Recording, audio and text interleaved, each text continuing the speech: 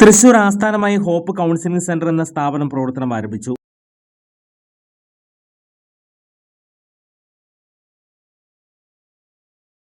Hope psychology counselling സെന്ററിൽ കുട്ടികൾ, കൗമാരക്കാർ, മുതിർന്നവർ, പ്രായമായവർ എന്നിവർക്കായി സമഗ്രമായ മാനസിക സേവനങ്ങൾ, എല്ലാവരുടെയും മാനസിക ക്ഷേമത്തിലേക്കുള്ള ഒരു പുതിയ യാത്രയുടെ തുടക്കം കുറിക്കാൻ hope counselling centre, opposite Saroja hospital, Shoranur road, Thrissur.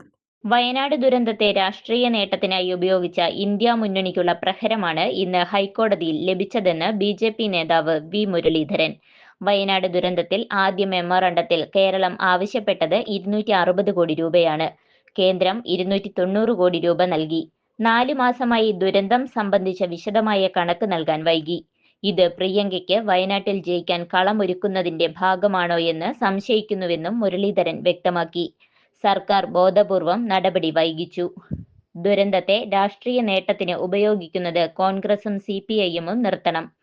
കേന്ദ്രം നൽകിയ 153 കോടി രൂപ മറച്ചുവെച്ചുള്ള സമീപനം ജനങ്ങളെ കബളിപ്പിക്കാൻ ഏതറ്റം വരെ പോകും എന്നതിന് തെളിവാണെന്നും അദ്ദേഹം കുറ്റപ്പെടുത്തി.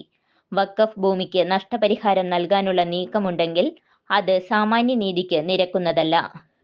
വഖഫ് ഭേദഗതി ഇനിയെങ്കിലും ഇന്ത്യ മുന്നണി അംഗീകരിക്കണമെന്നും അദ്ദേഹം ആവശ്യപ്പെട്ടു. കൂടുതൽ വാർത്തകൾക്ക് ഞങ്ങളുടെ ചാനൽ സബ്സ്ക്രൈബ് ചെയ്യുക. ഫേസ്ബുക്ക് ഫോളോ അപ്പ് ചെയ്യുക. വാർത്തകൾ വേഗത്തിലറിയാൻ Anytime News.